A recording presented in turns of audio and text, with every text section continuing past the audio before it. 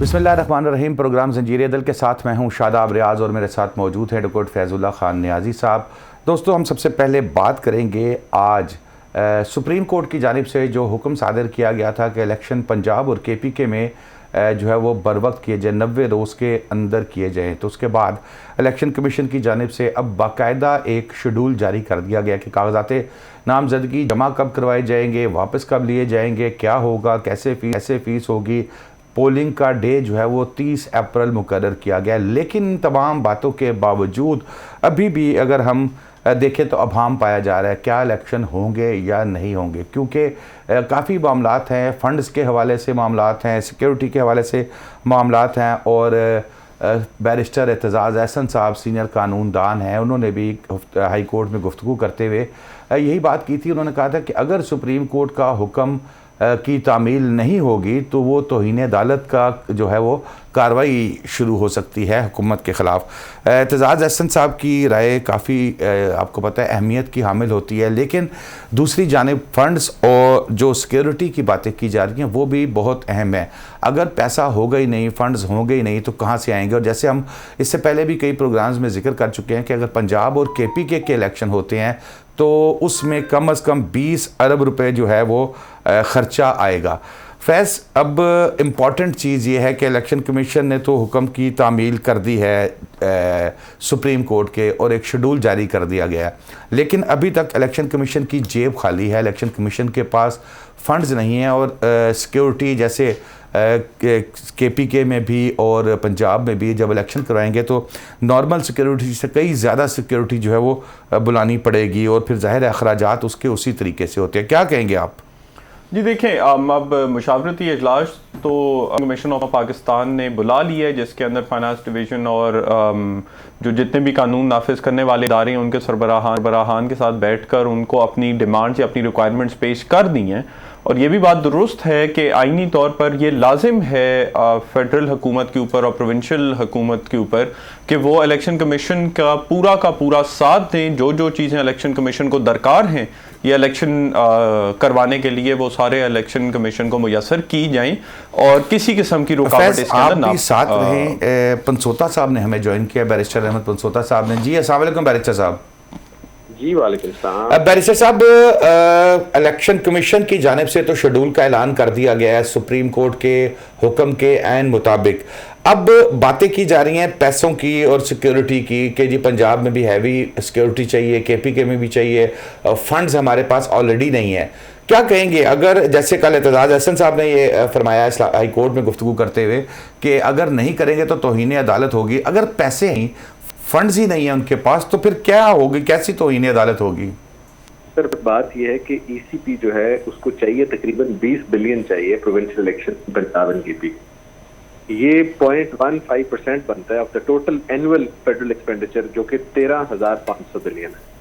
अब ECP एक कानूनन पाबंद है कि इसको फेडरल कंसोलिडेटेड फंड से ले और उसको कॉन्स्टिट्यूशन डायरेक्ट करती है कि उसका रिलीज होगा। सो इसमें जो ये नहीं है कि हमारे पास पैसे नहीं है या कोई ऐसी बात है, ये बिल्कुल बेसलेस बात है।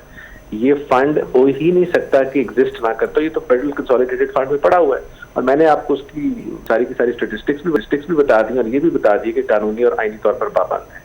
अब कहना जी कि ये, और वैसे भी पहली दफा जिंदगी में हुआ है कि हम पैसों के ऊपर इलेक्शन के बारे में डिस्कशन हो रही है। पैसों के हालात तो शायद आप सब, मैं भी इधर ही हूँ, आप भी इधर कभी अच्छे हुए ही नहीं हमारे सिवाय 1-2 इलेक्शन से। ये तो आप मेरी और अपनी बात करें ना, अब हम मुल्क की बात कर रहे हैं।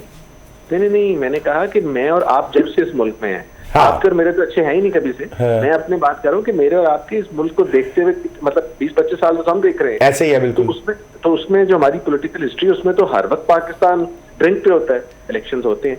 तो ये बहाना करना और ये कहना, I think this will not only be a contempt of supreme court जो उन्होंने एक डिसीजन दिया, बल्कि ये तो कॉन्स्टिट्यूशन की वायलेशन होगी वंस अगेन, जिसके अंदर इस वक्त सिस्टमैटिक तौर पर बड़ा स्पेशलाइज करती है PTI गवर्नमेंट। वो तो चाहती नहीं है ये काम हो। तो ये बिल्कुल इट गोज विदाउट। मैं आपको एग्जांपल देता हूँ, लेट्स से अगर पैसे नहीं होते 25 साल में तो आपके ख्याल में 25 साल PDM की हुकूमत रहेगी?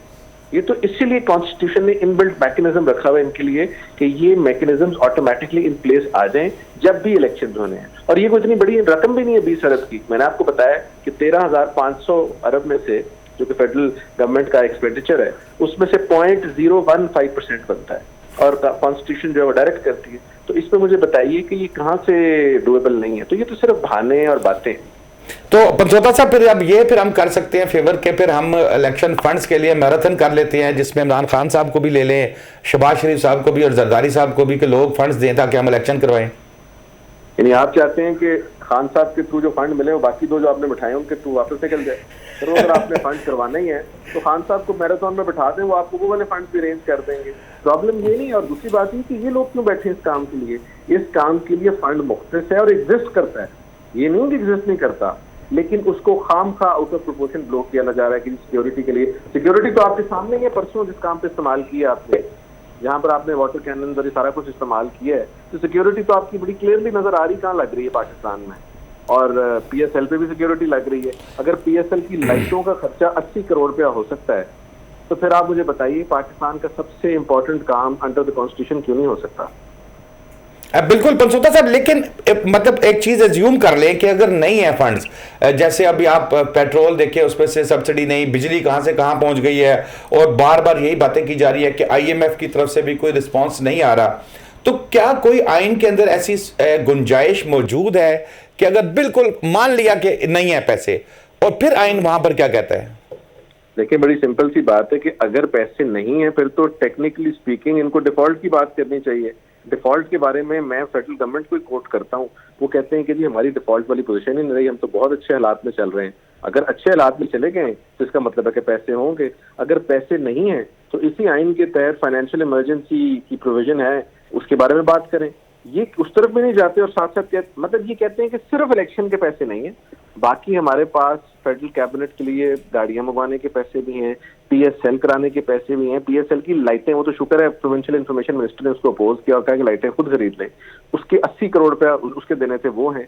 तो इस किस्म के तमाम एक्सपेंसेस थे, और ये मैंने नहीं, ये तो बल्कि कोर्ट में, सुप्रीम कोर्ट में गालिबन जस्टिस वज़ीर साहब ने बात भी की थी कि अगर आप इलेक्शन करा सकते, वो पीएसएल करा सकते हैं तो आप इलेक्शन भी करा सकते हैं। ठीक है, थोड़ा एग्जॉर्बिटेंट फंड है, लेकिन जब तक फ्रेश मैंडेट नहीं आएगा पाकिस्तान के कोई भी मसाइल का हल नहीं होगा, वो कोई भी हो फ्रेश मैंडेट में आए।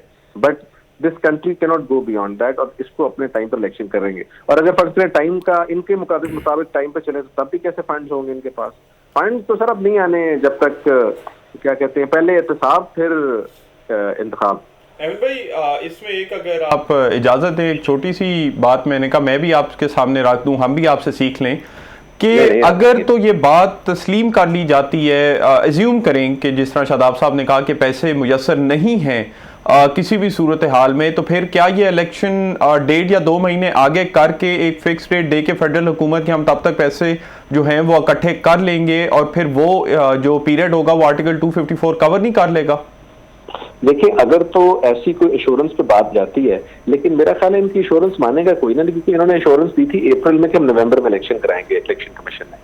बट जिस तरह आपने जो सिचुएशन दी है, अगर बिल्कुल ही we are bereft of funds और हमारे पास कुछ भी नहीं है, फिर ऑफ कोर्स उस पर टाइमलाइन की एक्सटेंशन देनी पड़ेगी, वो भी सुप्रीम कोर्ट ही देगी क्योंकि सुप्रीम कोर्ट का फैसला है। बट अगर if they are able to prove कि जीरो है इस वक्त हमारे पास पोजीशन, हमारा जो किटी है वो जीरो है, देन ऑफ कोर्स कोई इस पर टाइमलाइन की डिस्पेंसेशन दी जा सकती है। ठीक कह रहे हैं आप। अब पंचोता साहब, कैसे प्रूफ करना पड़ेगा सुप्रीम कोर्ट में, कैसे, मतलब ये थोड़ा सा रहनुमाई कर दें। मेरा ख्याल है कि सर प्रूव करना इसलिए मुश्किल हो जाएगा कि जिस फेडरल कंसोलिडेटेड फंड की मैं बात कर रहा हूँ उसमें से तो कभी पैसे निकल ही नहीं सकते, वो पैसे हर वक्त मुख्तस होते हैं इसी काम के लिए। तो अगर उसमें भी पैसे नहीं है, ये तो उल्टा इनके ऊपर केस बन जाएगा कि वो फेडरल कंसोलिडेटेड फंड कहाँ गया है, तो वो तो आप इस्तेमाल ही नहीं कर सकते। वो ऐसे ही है जैसे आपने अपने घर में कोई चीज एक स्पेशली रखी हुई किसी काम के लिए, रेनी डेज के लिए फलाना, वो पता ही ना आपको, आपसे पूछे बगैर चली जाए। सो फेडरल कंसोलिडेटेड फंड जो है, if the amount is not there, वो तो इन इटसेल्फ एक नया केस बन जाएगा। सो मेरा अपना जाती व्यू ये है कि ये सारी बातें जो है इवेंचुअली फिर शायद कोर्ट में जाएं और ये मामला हो जाए, क्योंकि अब तो इलेक्शन शेड्यूल भी अनाउंस हो गया, अब तो मुश्किल है कि ऊपर नीचे हो। बिल्कुल, बहुत शुक्रिया बैरिस्टर अहमद पंचोता साहब आपका, आपने हमें गाइड किया कि हुकूमत के पास बहुत कम रास्ता है कि वो इलेक्शन से जान छुड़ा सके 30 तारीख वाले, 30 अप्रैल वाले। जी फैज़, आपकी क्या लाइन है इस पे? जी देखिए, मैं पंचोता साहब के साथ इन प्रिंसिपल एग्री करता हूं कि अगर तो जो आपने आखिरी सवाल पूछा वो बड़ा एक ज़रूरी सवाल था, क्योंकि मेरी नज़र में तो ये ज़्यादा देर नहीं लगेगी, ये सारा का सारा मसला वापस एक दफ़ा फिर से सुप्रीम कोर्ट ऑफ पाकिस्तान जाएगा और सुप्रीम कोर्ट के अंदर ये सारे आप बहस मुबाहिसा एक दफ़ा फिर से होगा। तो मैं जो आपने सवाल पूछा कि ये प्रूफ कैसे होगा, अगर तो ये कहा जाता है के पैसे नहीं है तो ये प्रूफ कैसे होगा और उसकी फिर क्या रेप्रिकॉशंस होंगी। तो वो पंचोटा साहब के साथ मैं इन प्रिंसिपल एग्री करता हूँ कि ये चीज़ सुप्रीम कोर्ट के अंदर हुकूमत के लिए या फाइनेंस मिनिस्ट्री के लिए या for that matter election commission के लिए प्रूफ करना जो है वो बहुत ज़्यादा मुश्किल हो जाएगा। और ये बड़ा एक इतनी आसानी से हो जाने वाली चीज़ नहीं है जितनी आसानी से हमें नज़र आती है कि आपकी हुकूमत और आपकी election commission supreme court of Pakistan में जाके ये कह दें कि जी हमारे पास पैसे नहीं है, 20 अरब रुपए नहीं है, तो इसीलिए हम इलेक्शन जो है वो नहीं करवा सकते, हमें मौका दिया जाए कि इलेक्शंस तो मुलतवी करके हम पैसे इकट्ठे कर लें। क्योंकि अगर आपकी फेडरल हुकूमत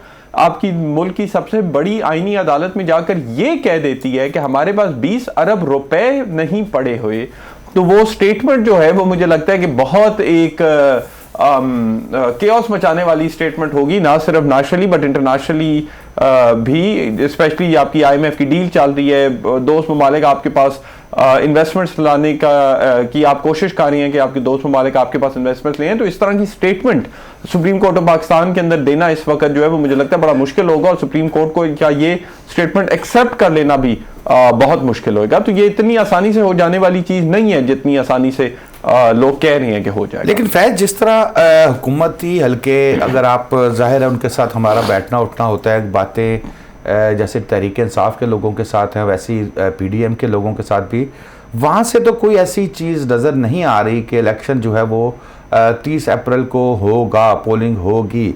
तो इस सूरत हाल में फिर ये रास्ता भी अब बंद होता नज़र आ रहा है, क्योंकि जैसे बैरिस्टर पंचोटा साहब ने भी कहा, आपने भी कहा कि इतना आसान नहीं है कि सुप्रीम कोर्ट में, जाहिर है ये पहले सुप्रीम कोर्ट भी कह चुकी है कि अगर तारीख थोड़ी सी भी ऊपर नीचे होगी तो थ्रू सुप्रीम कोर्ट होगी, आपस में बैठ के ये लोग नहीं कर सकते।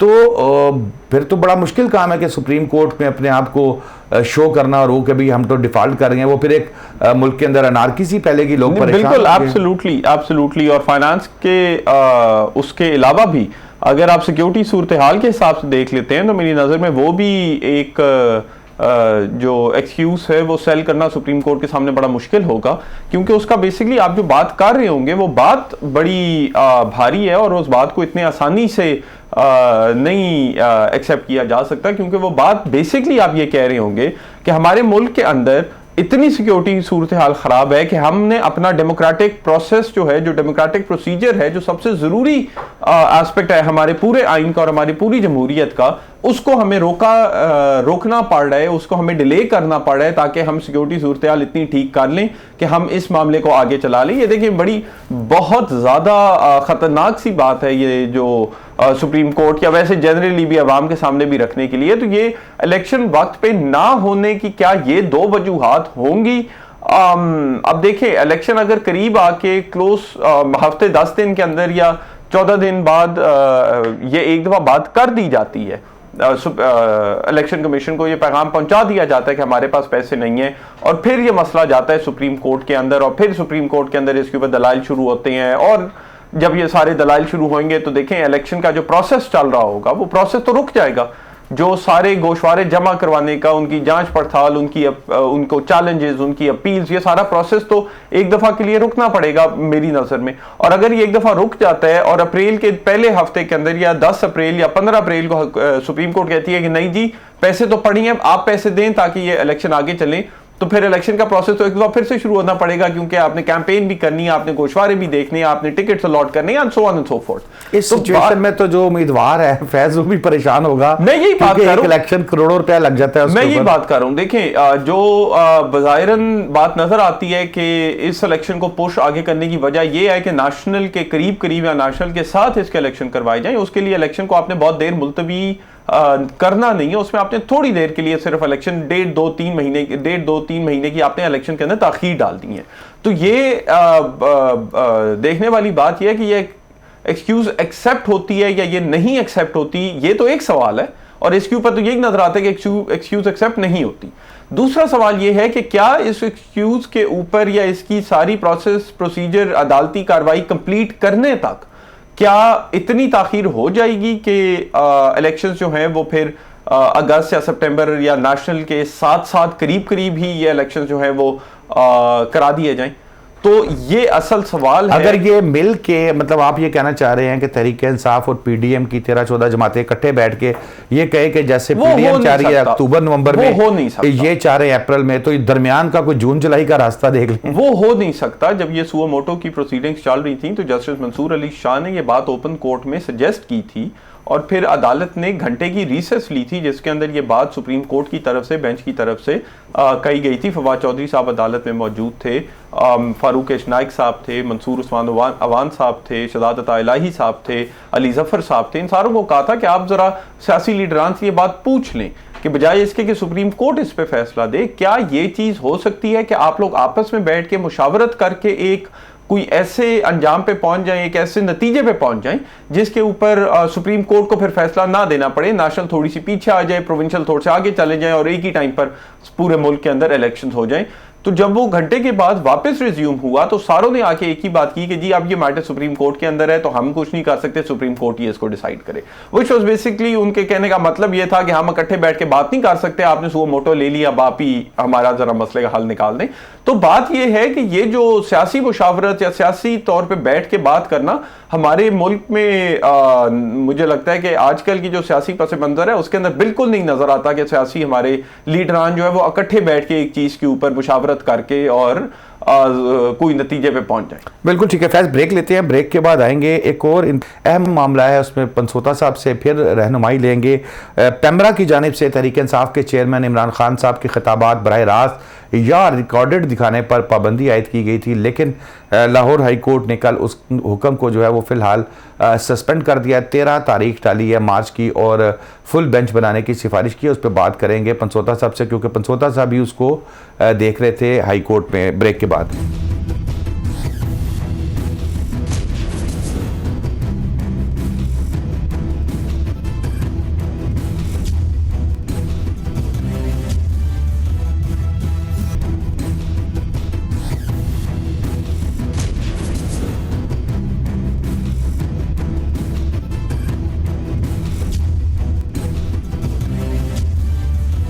वेलकम बैक नाज़रीन।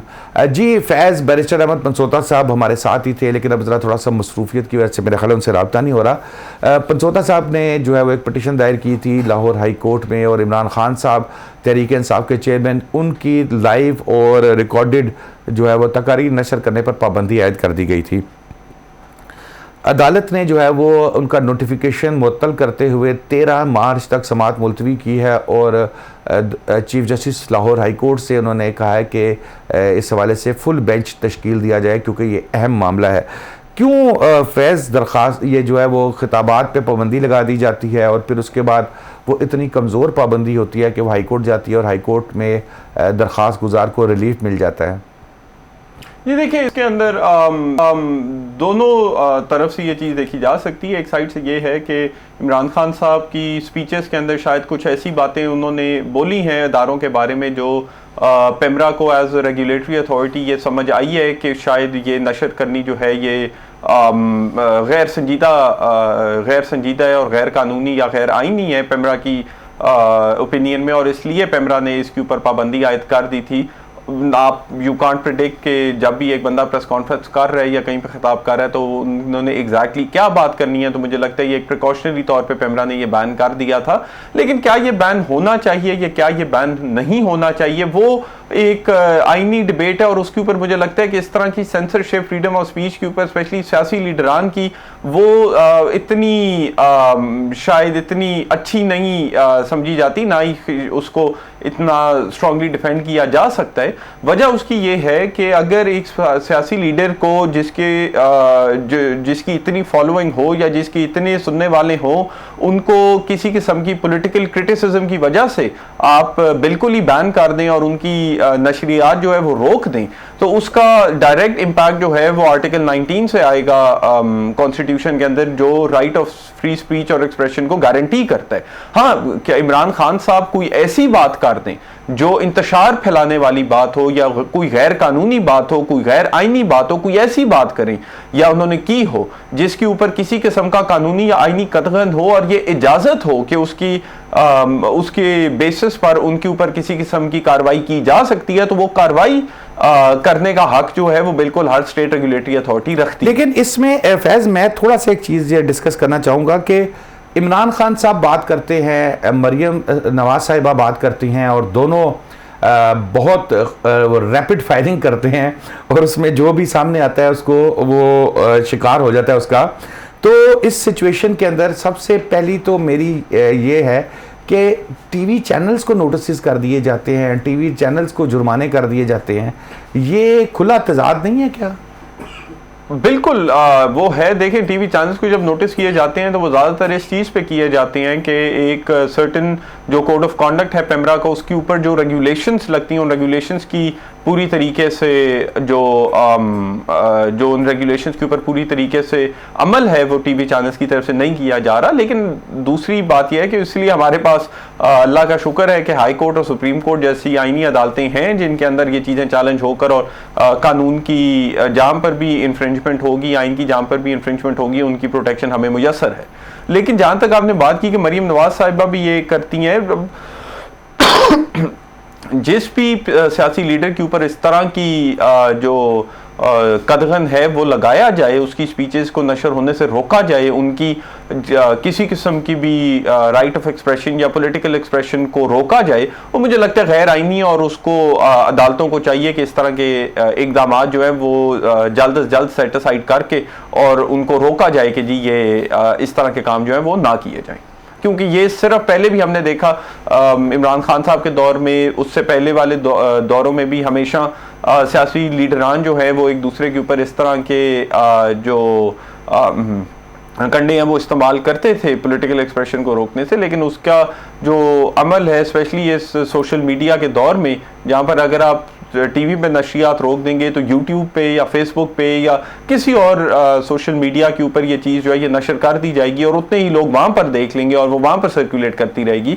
तो बजाय इसके कि इसके ऊपर डायरेक्ट पिन पॉइंटेड किसी किस्म का एजेंडा बेस्ड कदगन किसी बंदे के ऊपर लगाने से बेहतर है कि जनरल रेगुलेशन इस एरिया की होनी चाहिए। अगर कोई असल गैर कानूनी हरकत या गैर आईनी हरकत करता है या कोई ऐसी बात करता है जिसके ऊपर कानून ने एक तरीका दिया हुआ है उसके खिलाफ एक्शन लेने का, तो वो फिर एक्शन बिल्कुल लेना चाहिए, क्योंकि बिल्कुल ही इतनी फ्रीडम ऑफ स्पीच है। लेकिन किस पे लेना चाहिए? चैनल पे लेना चाहिए या स्पीच करने वाले? देखें, अगर चैनल के ऊपर एक डिलेइंग मैकेनिज्म की प्रोविजन है, अगर चैनल ने वो डिलेइंग मैकेनिज्म इंस्टॉल नहीं किया हुआ और उस डिलेइंग मैकेनिज्म की वजह से जो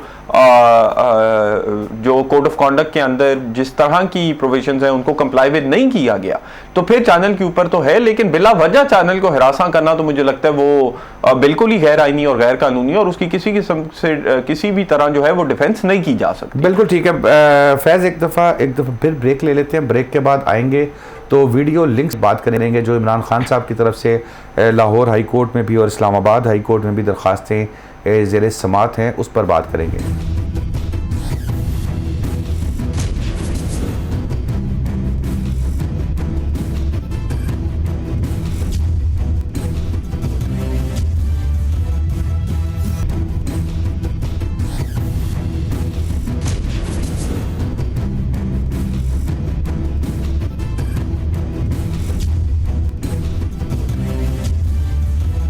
वेलकम बैक नाज़रीन। जी फैज़, अब बात करते हैं इमरान खान साहब की जानिब से दरख्वास्तें दायर की गई हैं कि वीडियो लिंक के ज़रिए कि उनके सिक्योरिटी थ्रेट है, जान को उनकी ख़तरा है, इसलिए जो उनकी जानिब से इमरान खान साहब के जो कोर्टों में केसेस चल रहे हैं वहाँ पर वीडियो लिंक से पेश होने की इजाज़त दी जाए। इस हवाले से कानून क्या कहता है? कोई इस तरह की मिसाल? देखिए, ये अदालत की डिस्क्रेशन है, अदालत की डिस्क्रेशन है कि आपको वीडियो लिंक से पेश होने की इजाज़त दी जाए। लेकिन जो खान साहब कर रही हैं, जो खान साहब का मौक़िफ़ है या जो वो करने की कोशिश कर रही हैं, उसके अंदर किसी, मुझे लगता है कि अदालत अपनी सवाबदीद इसमें किसी भी तरह से इस्तेमाल नहीं करेगी और ना अदालत को करनी चाहिए।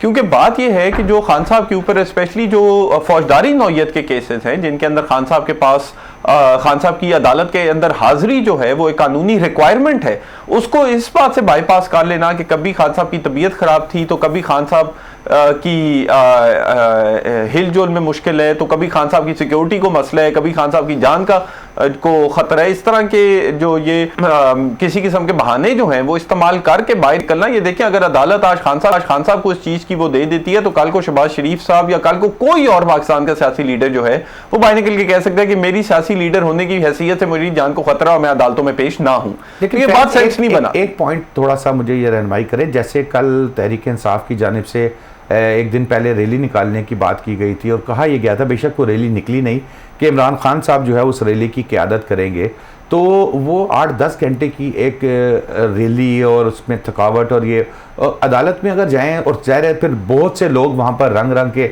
रैली में तो जितने मर्जी लोग हों, कोई भी मतलब दावत होती है खुली, खुदा न खास्ता खुद नाखुशगवार वाक़या हो सकता है, तो खान साहब को वहाँ भी तो फिर केयर करनी चाहिए ना। मैं बिल्कुल, यही मेरा पॉइंट है। और देखिए खान साहब ने हमेशा इस तरह नारा रूल ऑफ लॉ का लगाया है, लेकिन फिर कानून और अदालतों का जो है वो पूरा अपनी तरफ से मजाक पूरा उड़ाया है।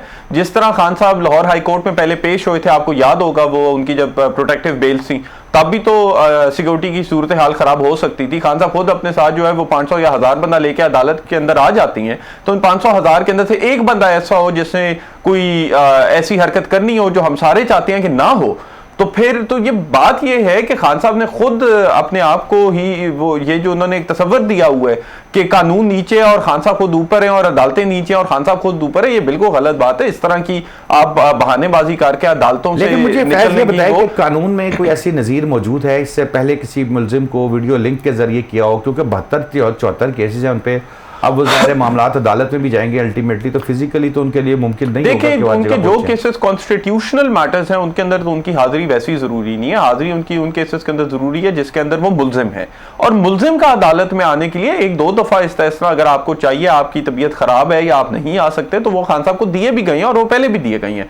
लेकिन ये इस चीज की इजाजत दे देना कि मुलजिम जो है वो अदालत में पेश ही ना हो, वो वीडियो लिंक से अदालत के अंदर सामने आके खड़ा हो जाए, तो फिर खान साहब को ये सिर्फ आप क्यों देते हैं? जिस बंदे ने बाकी सारे जितने भी मुल्जिमान हैं पाकिस्तान के अंदर, उन सारों को ये फ्रीडम क्यों नहीं दी जाती कि वो भी अदालतों के अंदर ना आए, वीडियो लिंक के थ्रू अपने घर के अंदर बैठे जो है अदालत फैसला करेगी। इस्लामाबाद हाई कोर्ट में भी है और लाहौर हाई कोर्ट में भी अदालत फैसला कर लेगी इस हवाले से। और मुझे तो लगता है मैं अगर आप इजाजत दें, देखिए मेरी नजर में आज तक एक आधी दफा किसी डेट पे अगर इसकी इजाजत मिली भी हो, नॉर्मली एज लॉयर्स अगर हमारे जो क्लाइंट हैं जिनके ऊपर जो मुलजिम हो, जिनके ऊपर एक एलिगेशन लगी हो, वो अदालत नहीं आ सकती किसी हेयरिंग के लिए, तो हम एक दरख्वास्त लिख के अदालत को देके ये रिक्वेस्ट कर लेते हैं कि जी आज वो नहीं आ सके इस बिना पर, तो आप प्लीज इसके अंदर एक तारीख कर दें और उसके बाद हम जो है वो नेक्स्ट डेट पे वो पेश हो जाएंगे। मुझे लगता है पाकिस्तान की तारीख में, मेरे इल्म के मुताबिक पाकिस्तान की तारीख में ऐसा कभी भी नहीं हुआ कि एक मुल्जिम को अपने सारे के सारे केसेस के अंदर से कंप्लीट इस्तेसा हासिल हो कि आपने कभी अदालत में नहीं आना,